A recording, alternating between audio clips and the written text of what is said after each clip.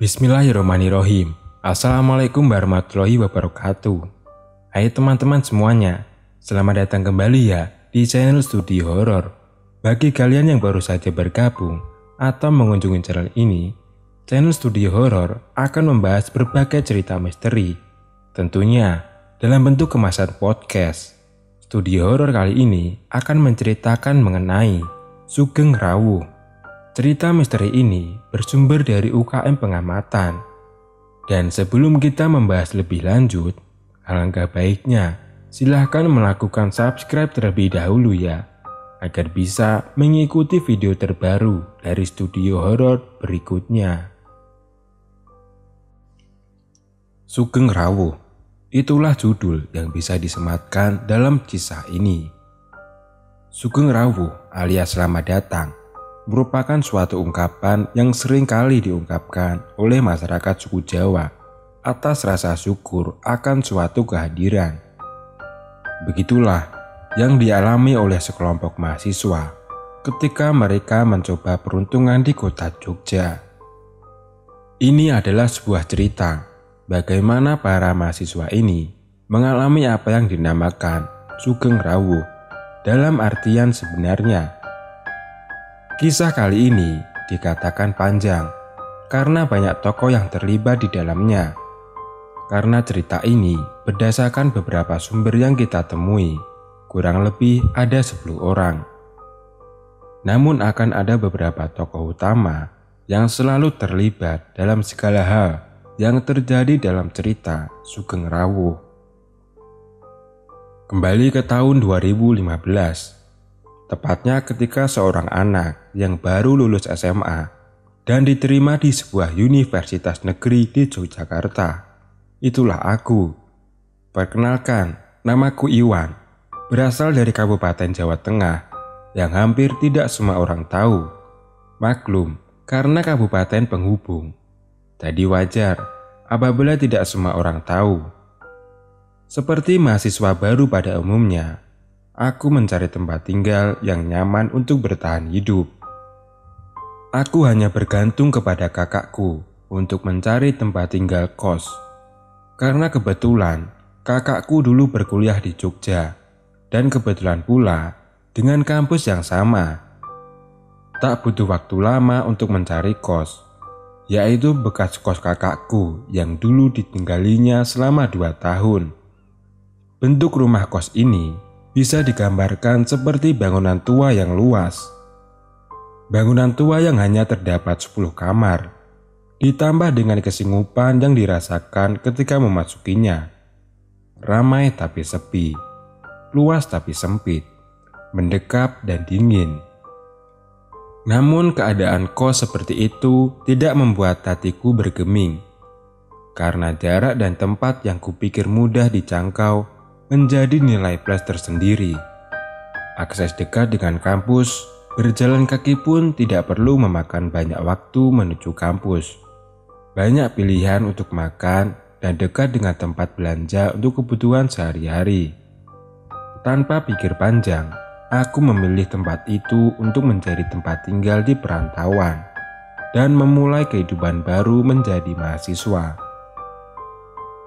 Kamarku sendiri berada di pojok, dekat dengan wastafel yang berdampingan dengan kaca tua, dan bersinggungan langsung dengan pintu belakang yang mengarah ke kebun pisang. Ketika pertama kali menempati rumah itu, aku melihat dan mencoba menelisik di setiap sudutnya. Tak jarang hawa merinding hinggap dengan sendirinya, terutama ketika di pergantian siang dan malam. Hawa itu sangat terasa. Maklum, karena hanya terdapat 10 kamar dan bisa dibilang antar penghuni kos jarang berinteraksi satu sama lain, yang membuat suasana sunyi seperti tidak ada kehidupan. Hanya terdengar suara deringan alarm setiap pagi dan lantunan lagu NDE ketika malam mulai tiba. Aku mulai mencoba petualangan baru. Petualanganku dimulai ketika berkenalan dengan beberapa teman dan mencoba beradaptasi dengan sesuatu yang kuanggap berbeda. Mencoba bertemu dan menjalin keakraban dengan beberapa orang dan bertemulah dengan para gerombolan yang disebut-sebut bisa menjadi tongkat estafet perjuangan mahasiswa. Teman-temanku menjulukinya kos jahat yang terdiri dari 11 orang. Mereka semua mempunyai karakter yang berbeda dan gaya yang berbeda-beda. Apalagi kebanyakan dari mereka berasal dari kota besar. Berbeda denganku, hanya berasal dari kabupaten kecil. Kebetulan, salah satu dari mereka bernama Teguh, tinggal satu atap denganku, menempati kamar depan dekat dengan pintu masuk. Untuk mempermudah, denah kos bisa digambarkan seperti ini.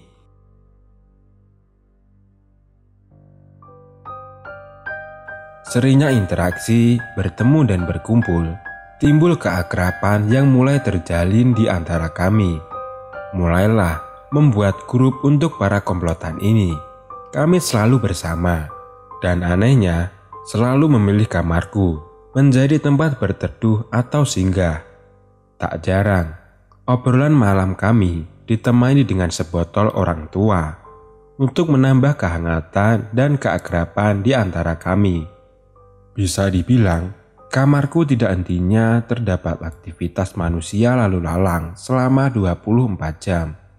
Pagi, sore, dan malam, teman-teman selalu bergantian datang dan pergi. Memang kamarku cukup luas, bisa dibilang nyaman, dan didukung lokasi yang strategis. Tak jarang, penjaga kos maupun tetangga kos sering menegur kami. Ya mungkin karena kami yang keterlaluan dan tidak kenal waktu. Ketika diriku rindu akan kampung halaman, lalu lalang manusia yang terjadi di kamar seketika lenyap, dan kamar Teguh menjadi destinasi kedua.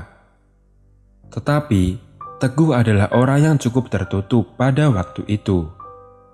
Dengan orang yang sangat sederhana, religius, tak jarang setiap selesai melakukan sholat, dia selalu mengaji dan melanjutkan dengan membaca sebuah buku di tangannya. Berjalan 1 bulan, aku sangat jarang diperlihatkan ataupun diganggu makhluk astral. Walaupun selalu mendengar adanya gosip maupun cerita tetangga rumah tentang keangkeran rumah yang kutinggali. Apalagi kegiatan manusia yang cukup tinggi membuat adanya penolakan dengan cerita yang kudengar tentang keangkeran rumah ini. Tetapi itu salah. Kegiatan manusia yang cukup tinggi ternyata tidak menutup kemungkinan makhluk gaib menampakkan eksistensi mereka. Ini berawal ketika 2 orang yang lebih sering bermalam di kamarku, yaitu bernama Arif dan Ade. Di suatu malam, Ade membawa beberapa botol mimi enak, dan tanpa pikir panjang, diputarlah gelas untuk menikmati malam sembari bermain PS. Tanpa disadari, waktu sudah menunjukkan pukul 2 pagi.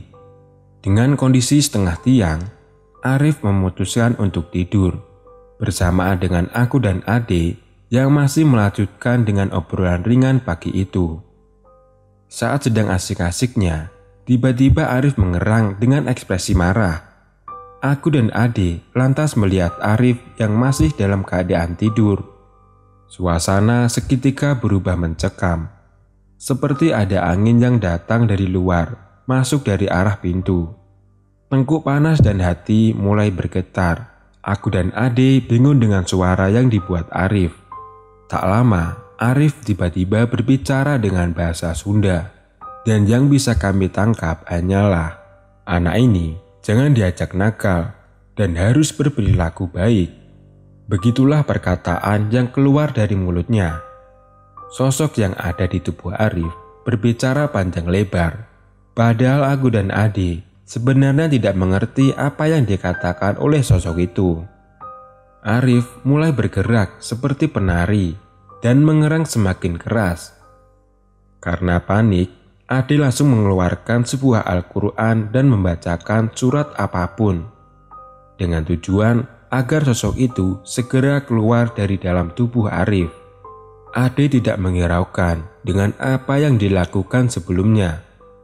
Walaupun dia mengaku ketika membaca Al-Quran sempat ngeliyeng karena efek minuman malam itu, alhasil tidak ada hasilnya. Sosok itu malah semakin marah dan menunjuk kami seperti mengutuk dengan apa yang kita perbuat sebelumnya. Kami kebingungan karena sosok itu menasihati dengan bahasa Sunda. Kami hanya mengangguk dan mengiyakan dengan semua yang keluar dari mulut Arif. Akhirnya, sosok itu memangku tangan seperti berpamitan dan memberi wejangan yang sampai saat ini tak tahu artinya.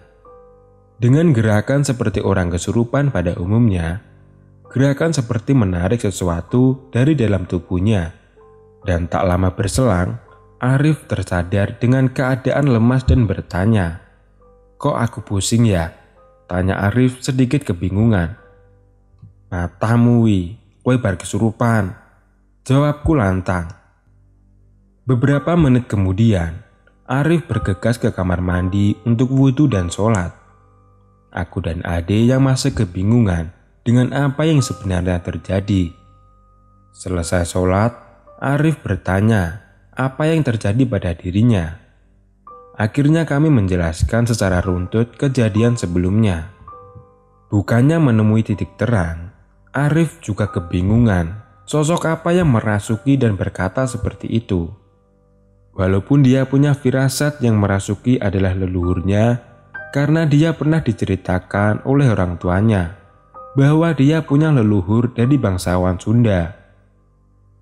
Arif sendiri lahir di kota Jogja, akan tetapi masa kecilnya dihabiskan di tanah Pasundan sampai dia lulus SMA bersama sang nenek.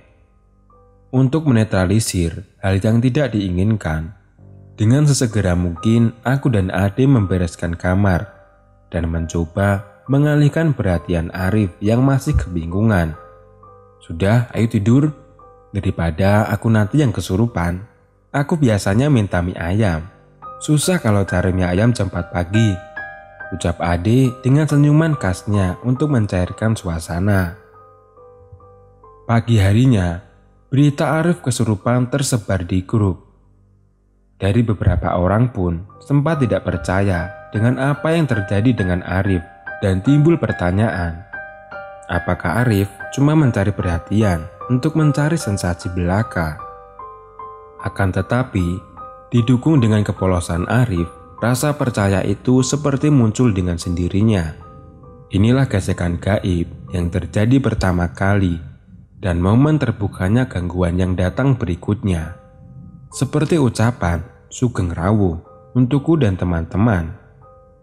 Kosku memang terkadang sepi, walaupun di tengah kepadatan penduduk dan kegiatan masyarakat yang cenderung lalu lalang setiap harinya. Saat itu entah disengaja atau bagaimana, kosku sepi karena teman-temanku yang tidak berkunjung seharian dan tidak ada satupun penghuni kos di dalam kamar. Sekitar jam 9 malam, di keadaan kos yang sunyi. Namun sunyi ini berbeda dari biasanya. Karena aku merasa seperti sudah direncanakan. Aku mencoba mencari kegiatan dengan mencuci piring dan membersihkan wastafel untuk mengisi kegabutan. Baru beberapa menit, muncul perasaan tidak enak dalam benakku. Keadaan bertambah sunyi, hanya terdengar gemericik air dari keran wastafel yang menimpa piring dan gelas di hadapanku. Ditambah hembusan angin berasal dari pintu samping yang terbuat dari tralis besi, membuat suasana semakin sunyi. Aku mencoba cuek dan melanjutkan kegiatanku, dan akhirnya itu terjadi. Bulu kuduk berdiri dan di situ aku merasakan sesuatu yang janggal. Feelingku berkata, ada sesuatu yang berdiri di belakangku. Masih mencoba berpikir positif, tetapi seperti ditolak oleh sesuatu. Mataku seperti ditarik dan mengarah ke sebuah kaca tua yang ada di sebelah wastafel. Dan benar saja, semakin mencoba menahan, namun energi itu semakin kuat dan seketika mataku tertuju ke kaca tua.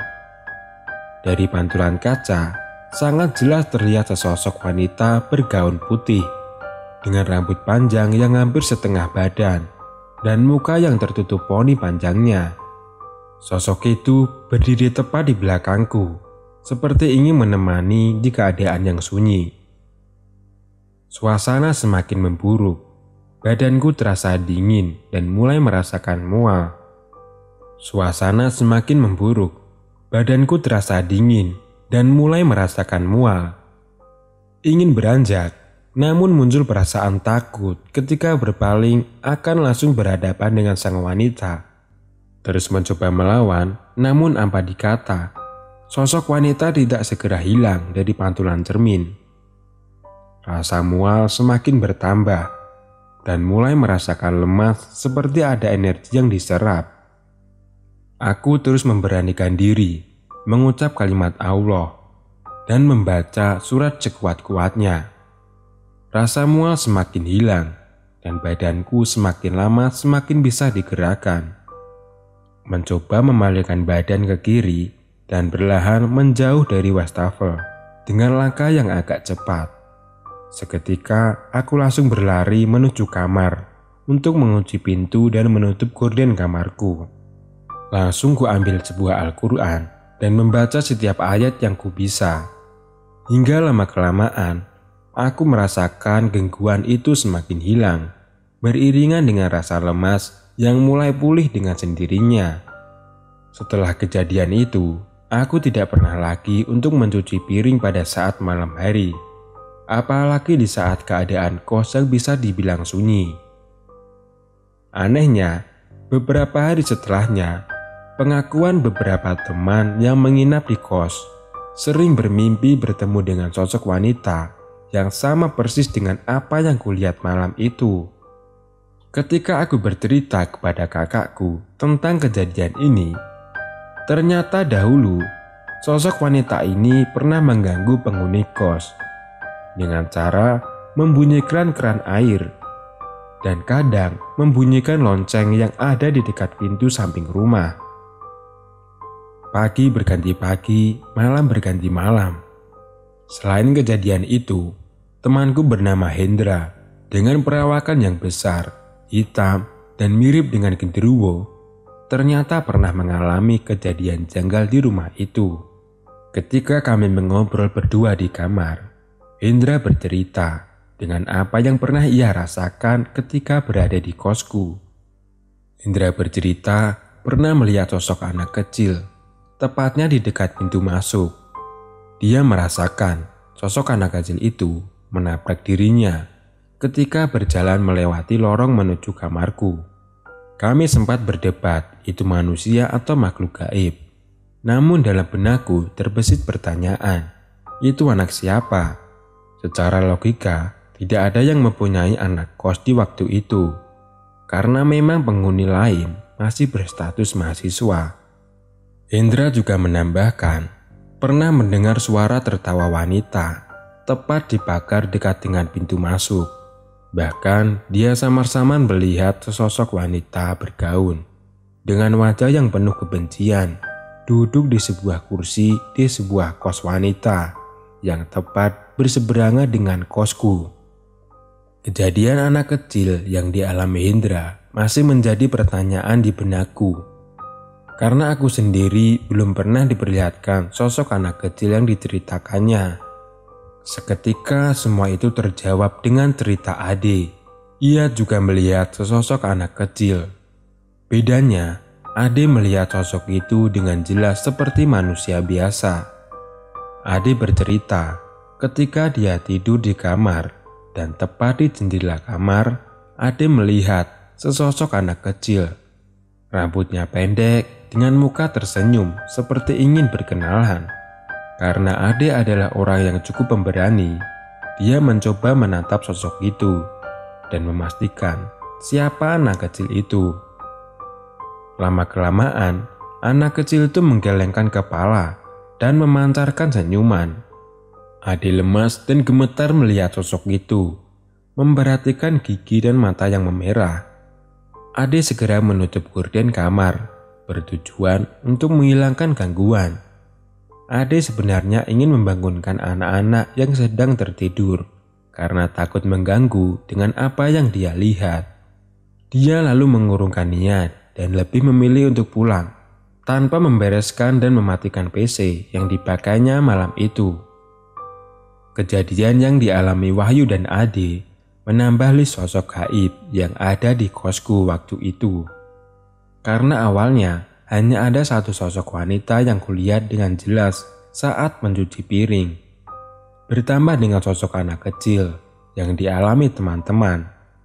Walaupun aku sendiri merasa antara tidak sadar atau belum pernah bergesekan dengan sosok anak kecil itu, gesekan yang ada seperti beruntutan, tetapi memiliki jangka waktu yang cukup panjang. Pernah di suatu malam, sekitar 5 orang mengobrol yang tidak penting sembari bermain game. Semua berjalan dengan semestinya. Karena kebelet pipis, aku segera berpaling dari posisiku berdiri. Dari posisi itulah, aku seperti melihat seorang berbaju hitam di dekat pintu tepat di sebelah Arif, yang kebetulan dari kelima orang berkaos hitam. Awalnya berpikir biasa-biasa saja, dan secara sadar ada orang di titik itu. Setelah dari kamar mandi, yang awalnya melihat orang di depan pintu, aku merasa seperti kehilangan sosok yang kulihat di dekat pintu. "Loh, sik mau nih kene sopo yo?" Tanyaku dengan kebingungan. 5 orang menatap secara bersamaan. "Wah gila, tak kira aku tok ya sing rasa." Salah seorang menyeletuk. "Aku yoyoy, kaya ono sing lunga." Ditambah Ade sembari melihat sekeliling kamar. Ternyata dari kelima orang, 3 orang menyadari bahwa ada 1 orang lagi yang hilang dari pandangan kami. Panik itu pasti, tetapi kami tetap berlagak bodoh dan menganggap itu hanyalah sebuah halusinasi yang kebetulan bersamaan. Kami mencoba mengalihkan suasana yang ada agar tidak mencekam. Walaupun rasa penasaran itu masih terngiang tentang siapa yang ada di titik itu sebelum pergi ke kamar mandi. Oh iya, di rumah ini ada peraturan dari penjaga kos. Apabila ingin mencuci baju, sangat haram hukumnya mencuci di jam 1 malam. Tempat cuci baju sendiri ada di pojok sebelah kiri, tepatnya di atas sumur yang menjadi sumber kehidupan sehari-hari. Antara percaya atau tidak sebenarnya, tetapi ketika ada salah satu penghuni kos baru datang, karena mungkin belum di briefing oleh penjaga kos, dia mencuci baju tengah malam, dan pagi harinya sanyo di rumah itu tiba-tiba mati. Setelah dicek, ternyata salah satu part sanyo terbakar, dan salah satu dari penghuni menghubungi penjaga kos saat itu juga. Tak lama, penjaga kos datang dan mulai mencari asal-muasal kerusakan. Tanpa pikir panjang, penjaga kos langsung menghubungi penghuni baru. Dan di situ, penjaga kos bertanya, apakah di malam sebelumnya dia mencuci baju di malam hari. Dia mengiyakan, dan penjaga kos langsung memarahinya tentang larangan mencuci baju tengah malam. Dia bingung dan mengaku tidak tahu menahu dengan larangan itu.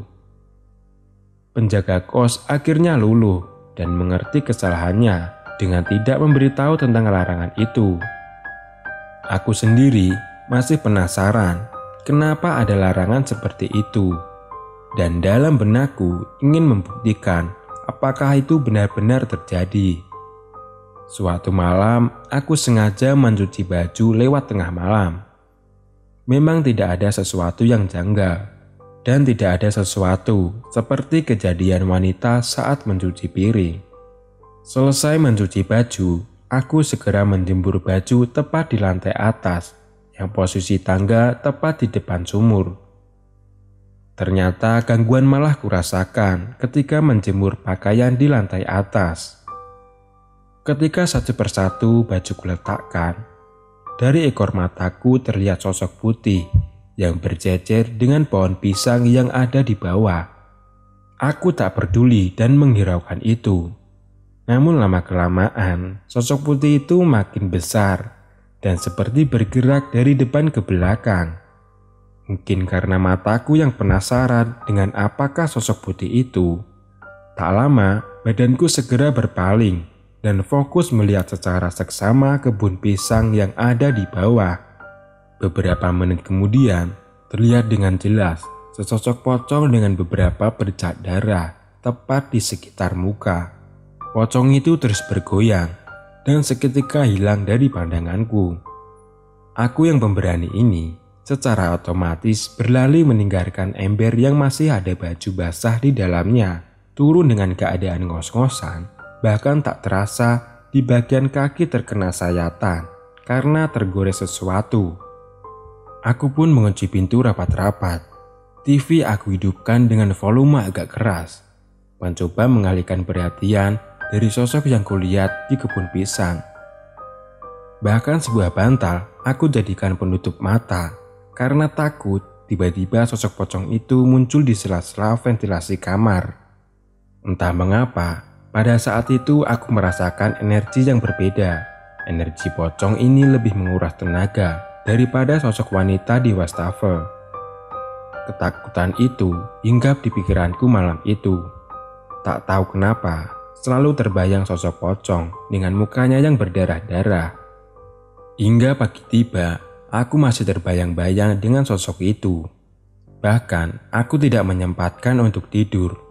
Walaupun pagi itu juga ada jadwal kuliah yang harus kudatangi. Lanjutlah, aku berkuliah pagi itu dengan mata sembab dan masih memikirkan apa yang terjadi semalam. Sepulang kuliah, aku teringat dengan ember yang kutinggalkan malam itu.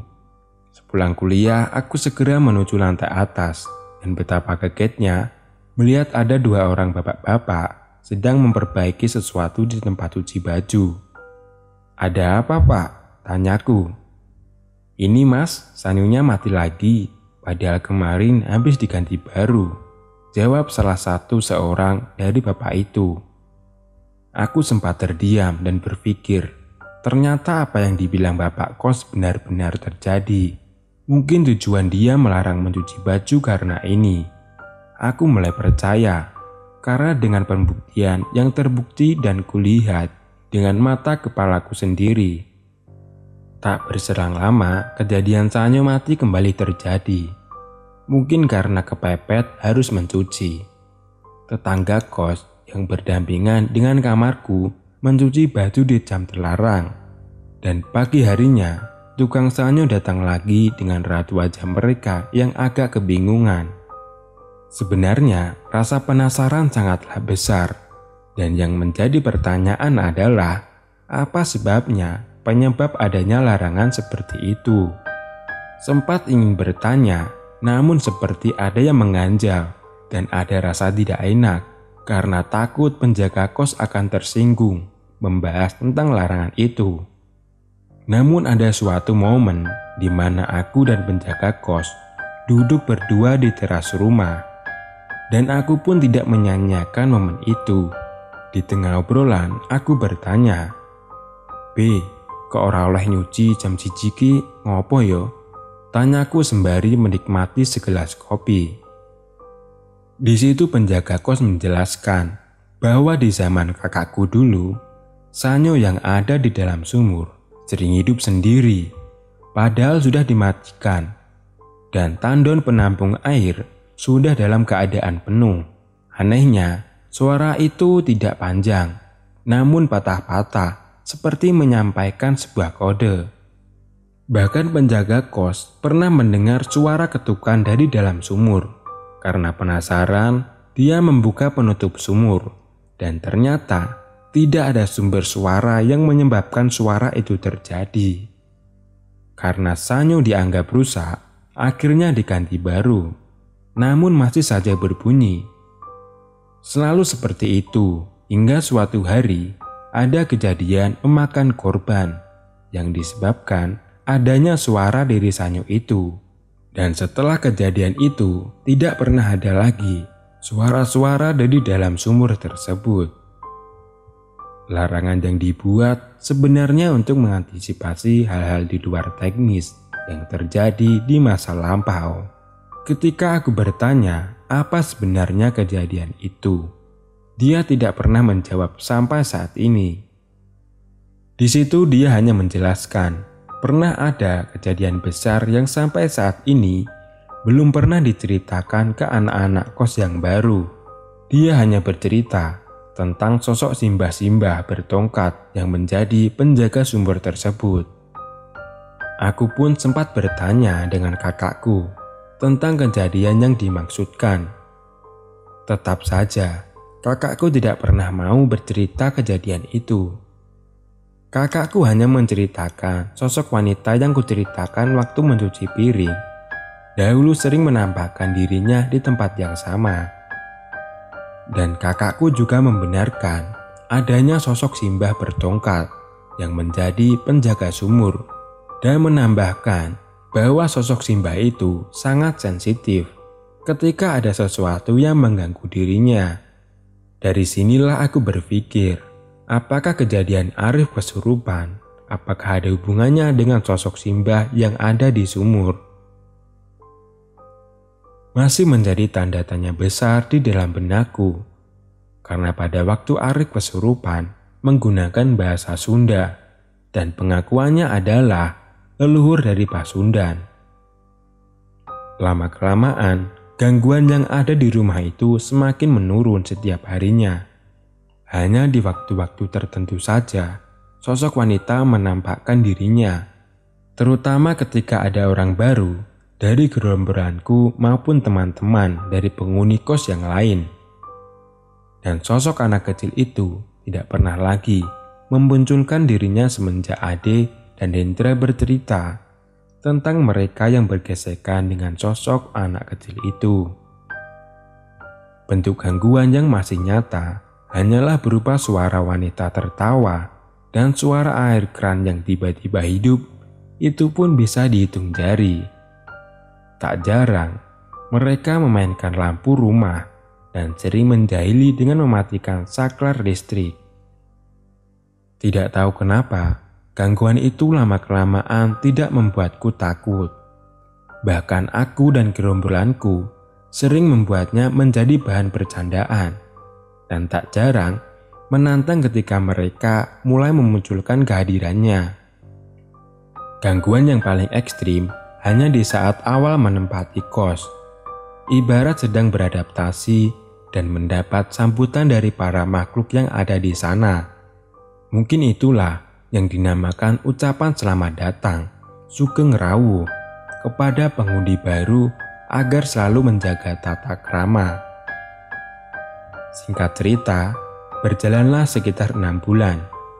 Tiba-tiba penjaga kos mengumpulkan kami, para penghuni kos, dan berkata bahwa kos yang kami tinggali akan direnovasi dan mengharuskan kami pindah sesegera mungkin. Kami diberi jangka waktu 3 minggu untuk pindah. Sedikit kecewa karena kami harus berpindah dengan rasa nyaman yang mulai terbangun saat itu. Walaupun sering muncul gangguan, akan tetapi rasa nyaman muncul dengan sendirinya. Mungkin karena sudah terbiasa dan sudah menjadi kebiasaan. Bingung mau di mana lagi selain tempat ini. Karena merasa sedang nyaman tinggal di rumah ini, tapi apa daya, dengan terpaksa aku mencari tempat tinggal baru.